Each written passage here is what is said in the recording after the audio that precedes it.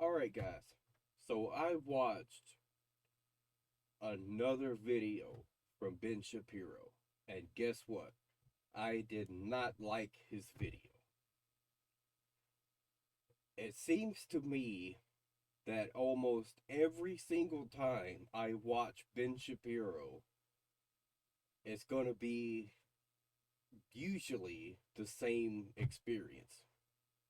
Alright? It's not a good one. Now, we're just going to watch a few minutes of this, and I'm going to explain, all right, why he's wrong. So once we get done watching a few minutes of this, then I'm going to show you guys a much better interpretation, all right, of the episode.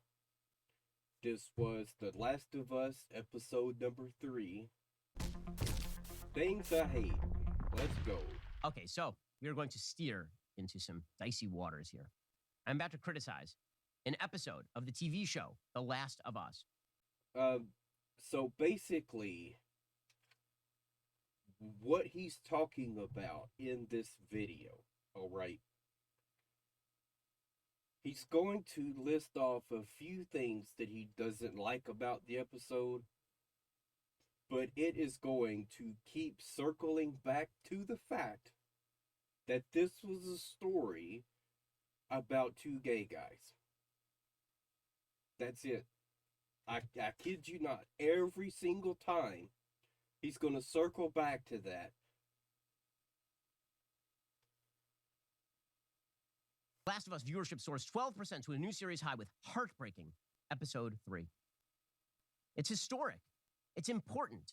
Okay, guys, it's historic and important. Now, why is it historic and important? It's historic and important because it's about two gay dudes. That's why. So the essential plot of this episode, which is the problem with this episode, and again, you want to make Brokeback Zombie Farm or whatever, fine. But the problem with this episode is that it absolutely does not advance the plot in any way and actually has no consequences. So the entire plot of the episode has no consequences, huh? He also, at some point during the video, says that there's no stakes. Are you kidding? Are you kidding? Right? I'm going to go ahead and explain why that is such a horrible thing to say. All right? This is dehumanizing. That is exactly what this is, because he says there's literally no stakes. All right?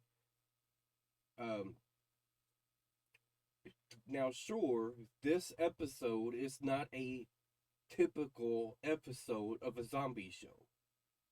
All right? Without a doubt. But, I have watched a lot of people talk about the cycle for zombie shows and for survival shows in general, but mostly for zombie shows like The Walking Dead. Okay?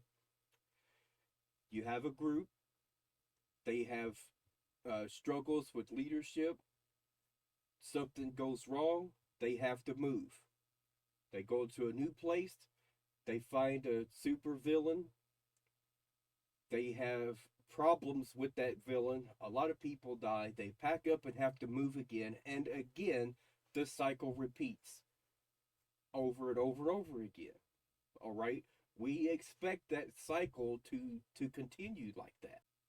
So after the Savior War, a lot of us who didn't read the comics and didn't watch any coverage of it where they were talking about the comics and what was coming next, we were all wondering, okay, who's going to be the next bad guy? Who's going to be the next supervillain?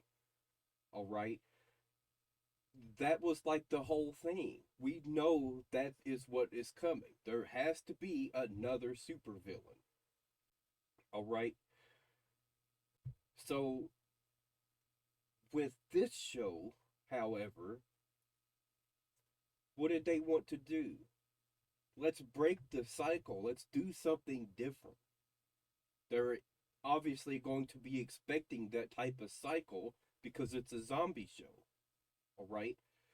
So anytime you can break away from that, break away from traditions, and do something different, that's a good thing. All right. And there were stakes involved here. Of So what he fails to realize is that these two people lived out the remainder of their lives without any other human contact. It was just them. All right. At least that's my interpretation of it.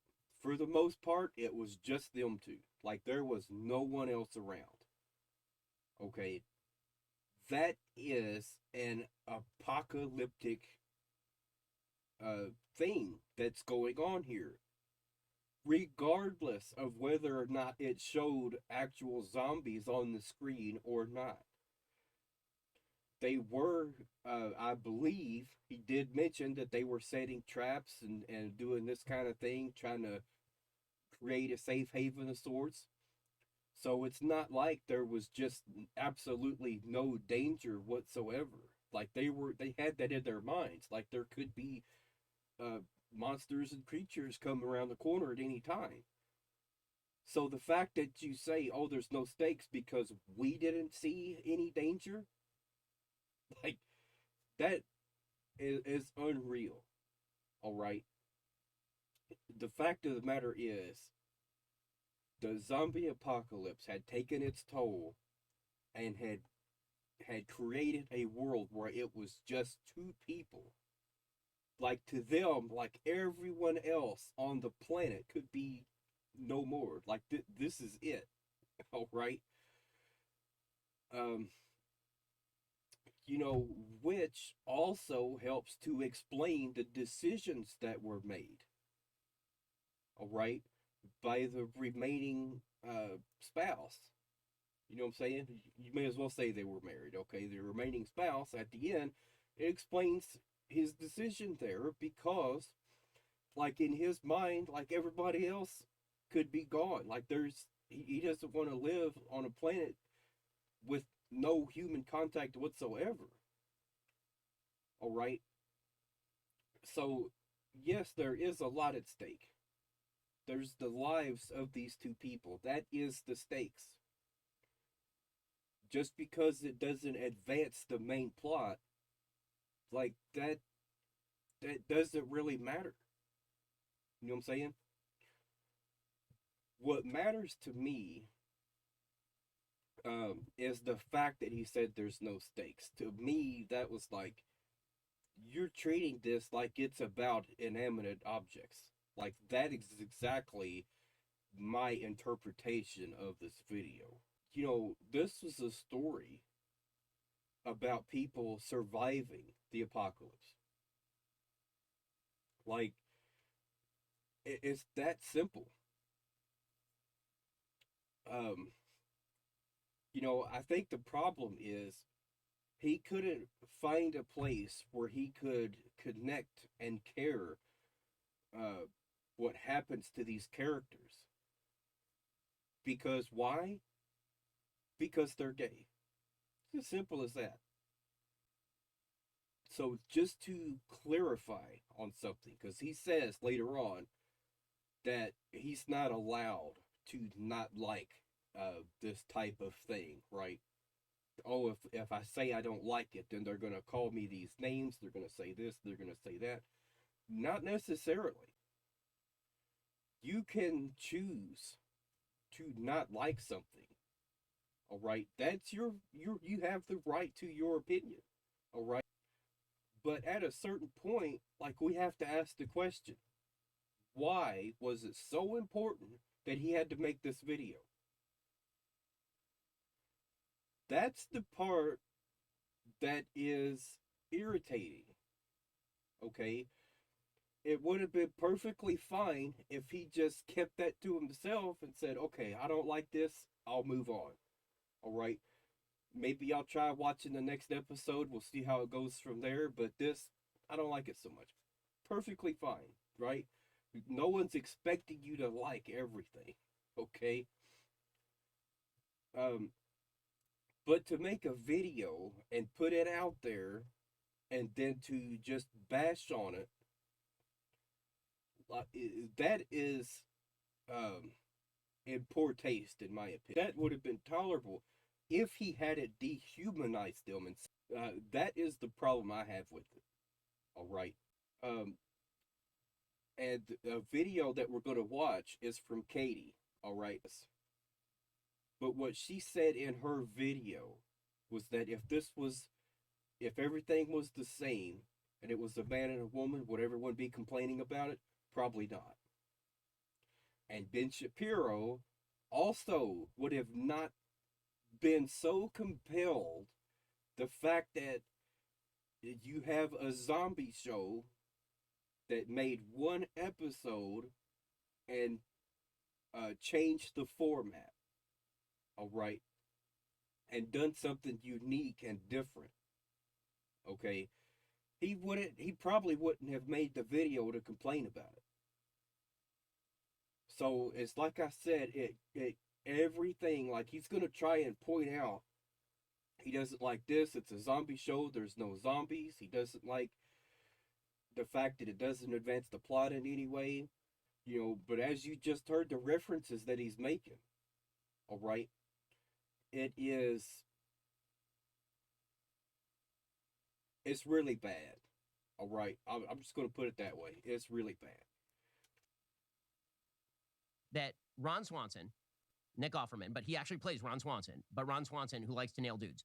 So Ron Swanson, a libertarian who hates the government and lives in his basement and is a prepper, but also is gay. Ron Swanson, during the zombie apocalypse. You see that? That is exactly what I'm talking about. Like, he is just oozing with homophobia. And then later on, he's going to say, oh, they're going to call me homophobic because I didn't like the episode. No, we're going to call you homophobic because the way you talk about them. Because you have 0% of respect for them. None.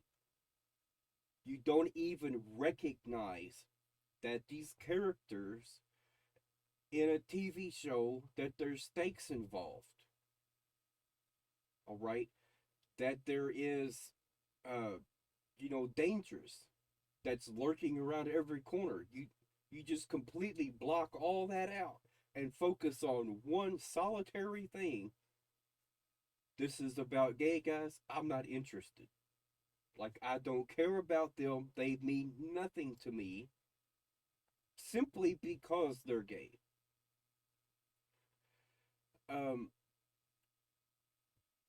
Like, this is just, like, I seriously cannot watch any more of this guy, at least as far as this goes. So I can understand maybe he's super religious and all this kind of stuff, but you can still show some respect. You can still address people like they're human beings and not just dissolve them all the way down to one aspect of their life that you think is immoral. You know what I'm saying? All right, let's actually go and watch a good video now. All right. Now, as soon as I saw this come up, I watched it immediately. And I knew, like, as soon as it said, The Last of Us 1-3 a chat, and I was like, yeah, I know exactly what she's going to talk about. And I was pretty sure, like, the direction the video was going to go, like, that's exactly where it went. I was not surprised whatsoever. Okay. I will mention her channel in the description. All right. So you'll be able to click on it, go right to her channel. Also, some of you guys may not be aware of who this is. I will go ahead and clue you in right now.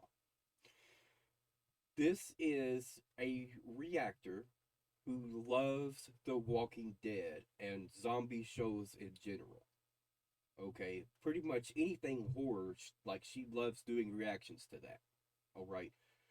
But um, like I don't know if you guys can actually tell, she's got like the Walking Dead comic books. It looks like, um, box set. She's got action figures of the Walking Dead.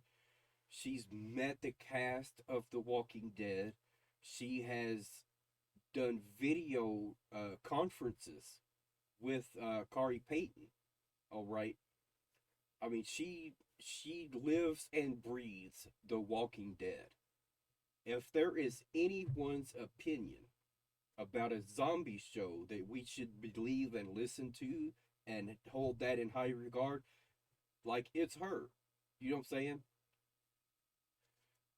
So I know that she's reacted to pretty much all of The Walking Dead as far back as I can remember when I started watching her channel. All right. Like she was the first reactor actually started watching on a regular basis. All right. It started with Skybound. I think that's what the name of the channel was, where they do like compilations of the Walking Dead reactions. Okay.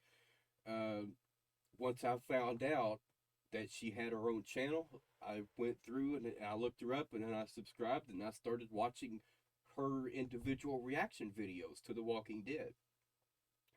And it just kind of went on from there. All right. So she has tons and tons and tons of reactions to The Walking Dead. All right. It's time to talk about episode 3 of The Last of Us because I haven't seen an episode of TV talked about as much as this in a very, very long time. I've got thoughts. Before we get started, just letting you guys know, the more extended version of my The Last of Us reactions go up over on my Patreon. The link is in the description down below.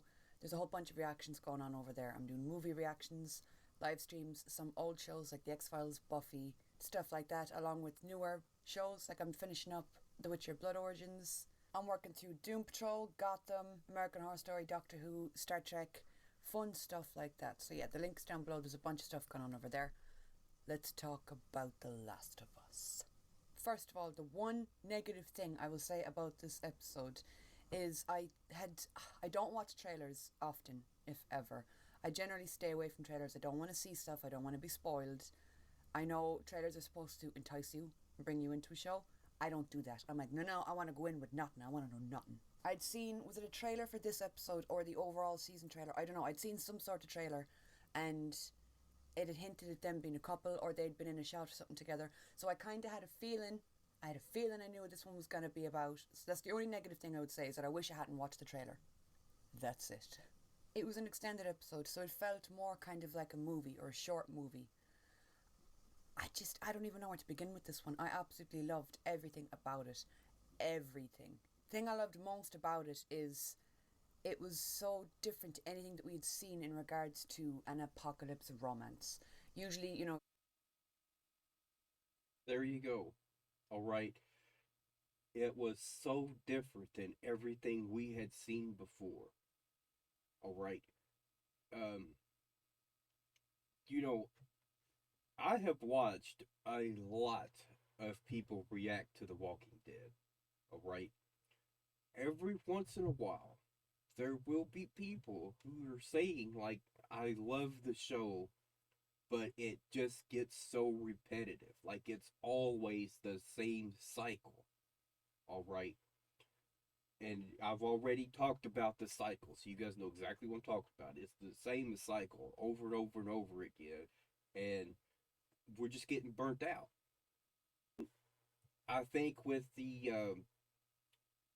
creators of The Last of Us, like they wanted to avoid having their audience feel that burnout, and they want to show them, stick around. This is going to be something different and exciting. All right. I mean, after all, I've had to explain this to a few people before. The Walking Dead isn't really a zombie show. At its core, yes, it's about zombies and this and that, right? But it's about humanity. uh, when you peel back all the layers, what is left is humanity and survival, and what links people will go to, all right, in order to survive. That is what it's really about, all right. You see a couple get together, you have to watch the struggles of being in a goddamn end of world situation. And then it's there's struggle, there's conflict, zombies, whatever you want to call them. It's usually more about a relationship trying to survive the time that they live in, trying to survive the situation and the outbreak. This wasn't that at all. It focused solely on Bill and Frank. It focused solely on these two characters, how they met and how they just got together and stayed together. Yeah, we saw that little domestic dispute out on the street where he was like, if you don't let me mow this lawn. Now, another thing I'm going to point out here, there is another zombie show that does kind of follow the overall direction that this episode took, and that is Tales of the Walking Dead. Now, that is an anthology series, all right? Each episode is its own story.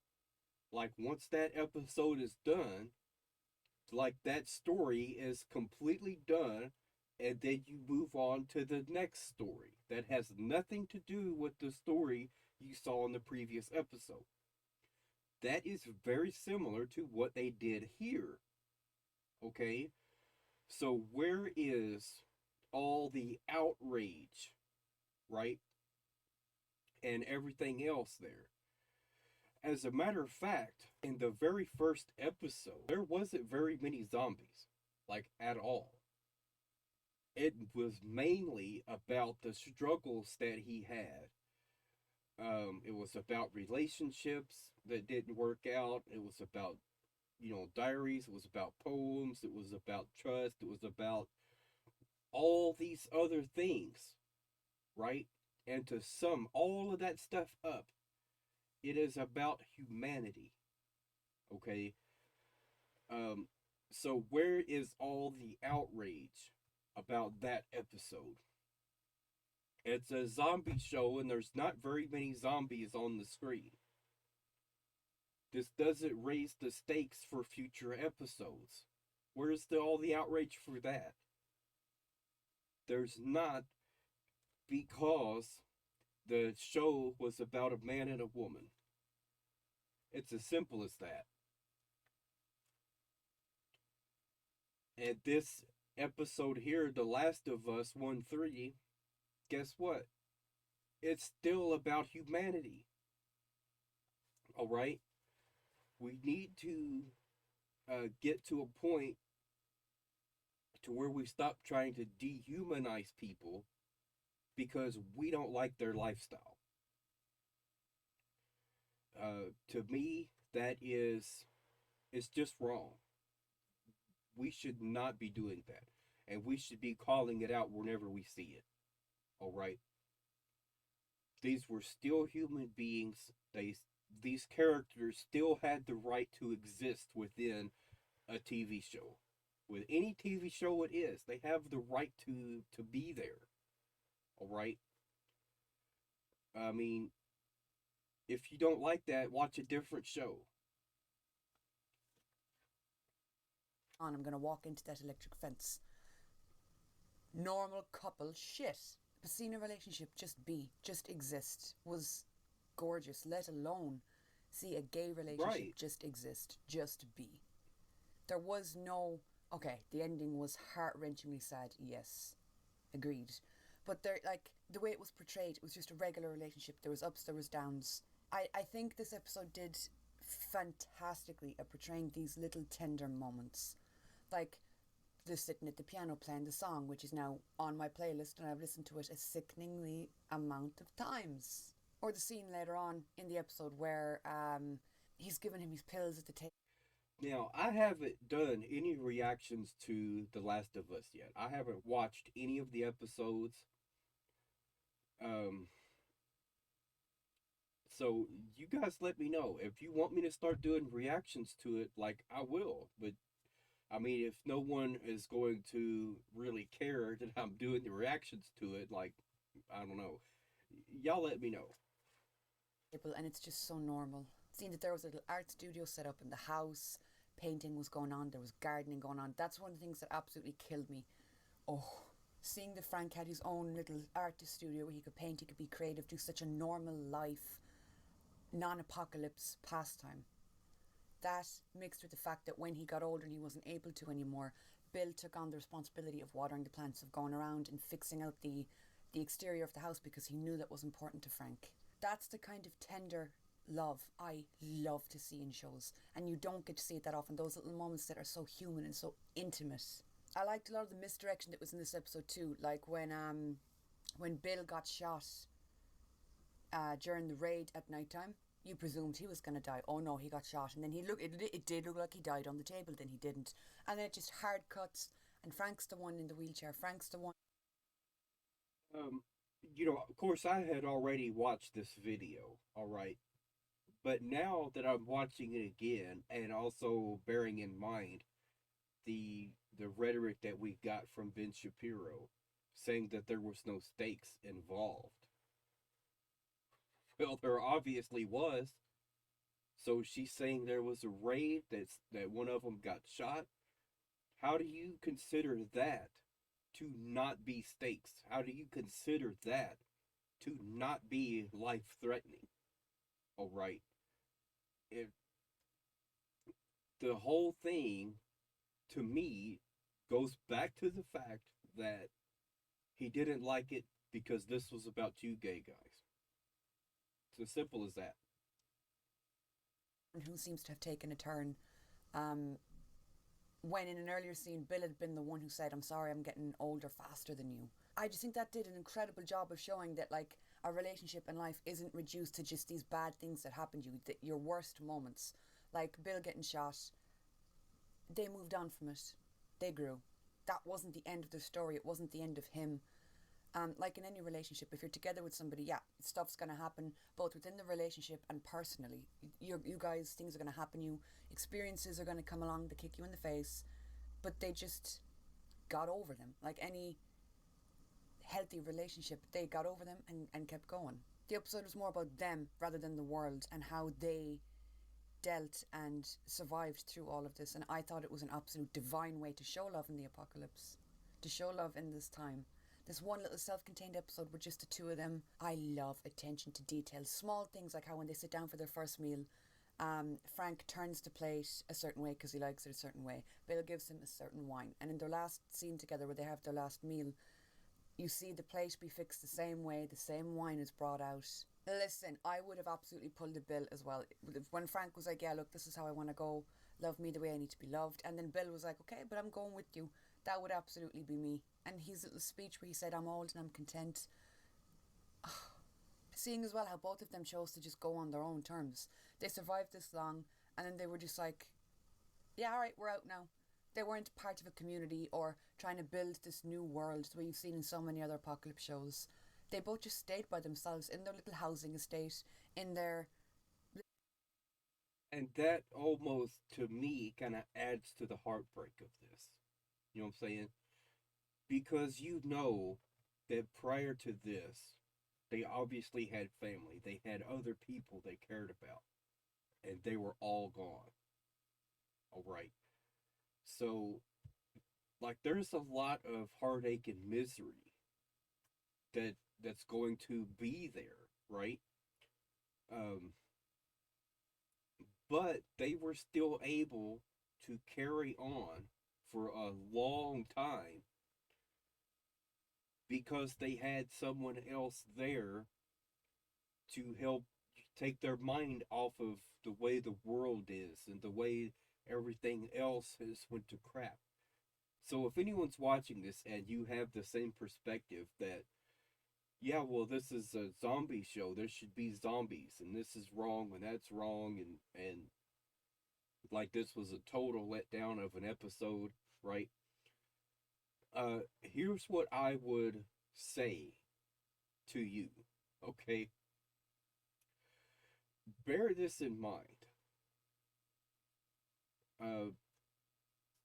these types of shows aren't necessarily about the zombies. They are about the apocalypse that the people are living in. Okay? The zombies are the cause. Everything else is the symptoms. The fact that there was nobody else around for them to communicate with. That was the symptoms of the zombies. So just because there are no zombies does not mean this is not a story about people trying to survive in the apocalypse. Okay? This is an apocalypse TV show. Alright? There doesn't have to be a zombie on screen every 5 seconds in order to qualify as a zombie show. Alright? That would get so old and boring if they were just non-stop fighting zombies. You know what I'm saying? Like, eventually you would be like, okay, at what point are things going to calm down and have some dialogue, some conversations about, I can't believe we're still, struggling with this. We need to find a new place to live. We need to do something, right? Without any of that, can you imagine how stale the show would have gotten a long time ago? Okay? There has to be something for the actors to talk about as far as survival. Okay? You don't need to have zombies every 5 seconds. Alright? And you don't need to have zombies in every single episode either. Case in point with this. I don't know if there actually wasn't. Like I said, I haven't watched the episode. Alright, so I don't know. At the very least, I might do a reaction to the third episode and not do any other ones. Alright. Not that I'm not interested in it, because it is interesting, especially now that I know a little bit more about the show. Because that was my first thought when I started thinking about doing reactions to it, and I was like, yeah, it's probably going to be just a typical zombie show that we've already seen time and time again, and how much valuable commentary could I really add to it? Like, that's my thing. I like to feel like I'm saying something important. For me, just watching a show and saying, yeah, this is great, I liked it, I didn't like that so much, but I like this. That's not really what I like to do. I do that sometimes, but what I really like to do is to add valuable commentary, like what I'm doing right now. I like to talk about serious and important issues in society. All right. So that's why we're here. Like, that's why I started my channel in the first place. All right, guys. Um, so, like I said, there will be a link to her channel in the description. Go check her out. Please subscribe to it.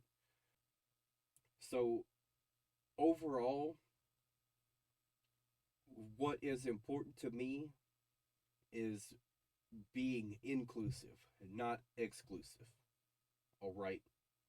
We should be including more and more people from different backgrounds, people from, whoever it is, right? All right, that's it for now, y'all.